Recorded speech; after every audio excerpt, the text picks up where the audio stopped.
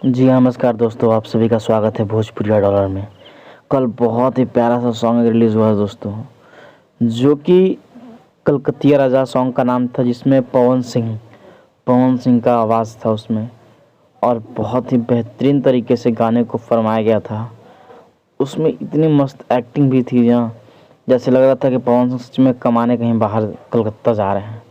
और गाने की बोल इस कदर थी कि जनी जा कमाए कलकतिया, मार ली मतिया सवतिया। बहुत ही तगड़ा रिव्यू है गाने का और बहुत ही अच्छा व्यू जा रहा है। तकरीबन 26 लाख व्यू जा चुके हैं 2 दिन में। बहुत ही अच्छे व्यू है, अभी तक 26 लाख व्यू है।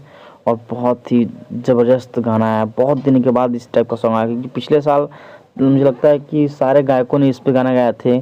कलकत्ता वाले गाने पे, बंगलिनिया पे, शिल्पी राग, साहिल यादव, अंकुश राजा, तकरीबन सारे गाने हिट हुए थे। अब मुझे लगता है ये भी गाने बहुत बड़े हिट होंगे, क्योंकि इसमें आवाज़ तो पवन सिंह का है, इसमें कोई दो राय नहीं भाई। आवाज़ सुरों के बादशाह हैं। वीडियो देखने के लिए बहुत धन्यवाद। वीडियो अच्छा लगा तो लाइक सब्सक्राइब कीजिए।